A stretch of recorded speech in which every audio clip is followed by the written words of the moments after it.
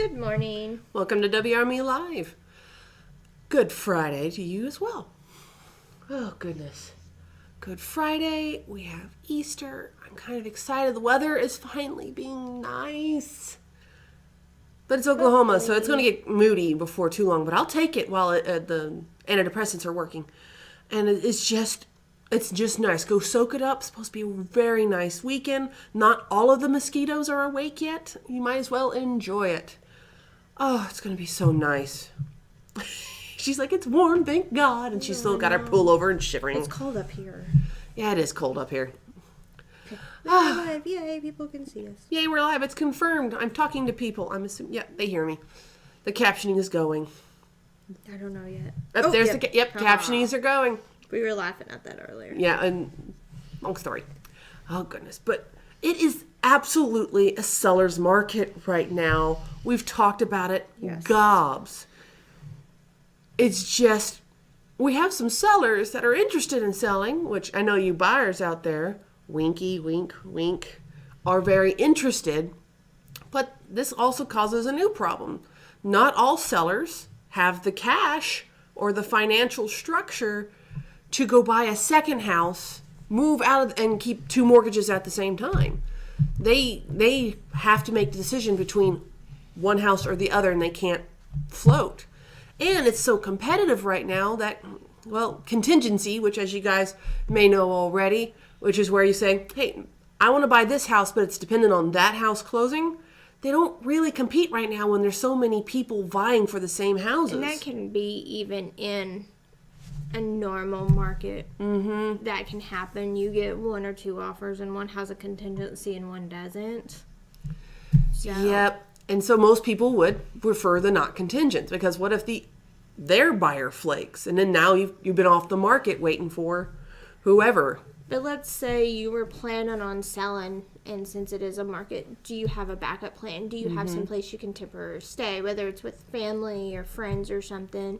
A possibility to find a short-term rental, a long-term Airbnb if that's feasible. There are some. That would require you to store your stuff. So there's lots of things to consider and look at, but realize that you're not going to be able to turn around and necessarily get another house under contract right after you sell your current one. And even if you do, something could happen in that deal bust. It's good just to have a backup plan, and also think of how drastic a backup plan. Maybe you don't mind driving up to an hour for 6 months while you guys shop for a house, and you might be able to find a rental or another property to stay in, Airbnb, etc., farther out of town for a short duration while you sell that house and buy the other house. And that way you have the cash in bank to make the next offer. And I definitely like the Airbnb thing, because sometimes you get a heck of a deal if you rent it for a month or more at a time. Some allow it, some don't, some do. So you just need to look and talk, or maybe someone who has rental properties and they have one vacant right now. Maybe they agree to 6 weeks. A deal with 6 them. month. Yeah, a 6-month lease or something for them. That way, at least they're not sitting there with an empty, unoccupied rental or something. They make some money. You get a temporary place to stay. As long as everyone does what they're supposed to, it works out real well. It's just got to keep these backup plans in mind. Where are you going to put all your stuff? Some of these little houses that you got to go in for a temporary time, or your Aunt Edna or wherever you go, may not be able to fit all the stuff that you have. Do you have a relative that doesn't mind you storing it in their barn? Do you have a preferred storage unit place? Does it have to be air conditioned? Does it have to be climate controlled? Or can it just be, any old storage unit because you don't care? Or your stuff is all water resistant, whatever. There's a number of things to be thinking about, and also finding out how expensive they are. So if you think that's a high chance in your future, even if it's just for 3 months, you need to be kind of shopping around for additional storage things, storage units, how much they cost, how many you might need. Is it so far away that you can't just take it in your pickup? You're going to have to take a trailer.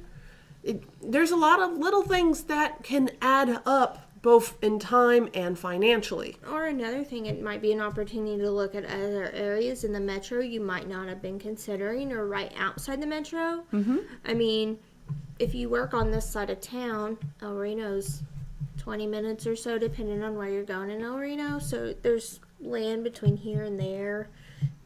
There could be options out other way, Blanchard, Tuttle, Now, for some people, Newcastle. There's lots of other towns that aren't right in the metro that you might look at. and it's harder to do when you are dependent on the school district. Right. Now, Mustang's such a large school district that you don't necessarily have to be in Mustang city limits to be in the Mustang school system.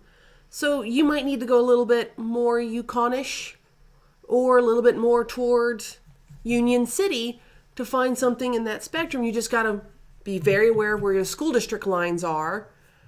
I'm probably more towards Yukon, as most people going to be shopping vicinity, but just keep a sharp eye on the district lines and be like, I can do here, here, and here. And it wouldn't be the first time someone's listed a property and they swear they had all the schools correct, but when you call the school, it's, oh no, that's actually Mustang, not Yukon. And you might find a treasure like that because you did your research and was able to confirm that this house should be a Mustang school per the Mustang school district. Right. But just do your research on that. Research, It's not hard just to call. And there's websites to search to look at school ratings and all that. So you might, if you're in a situation where you can't get into the school district you want, there might be a backup school district that's really good. And you might find you like it better. Who knows? A lot of people like Bethany for science and other STEM-based education, but Bethany's it's a hard list to get in there. So you might have to go to Mustang schools, or Yukon's pretty decent, I'm hearing. And kind of feel around which would be a better fit for what you guys need. But the whole point is if you have to sell, plan if you need to buy too, even if it's in another state. I know some other states and cities are having the same real estate market we are right now, where there's a low inventory. So you need to have a backup plan there. If you're moving, let's say, to Arizona or Texas or wherever, look and ask your agent here, and we can put you in contact, or whoever your agent is, with somebody in that market.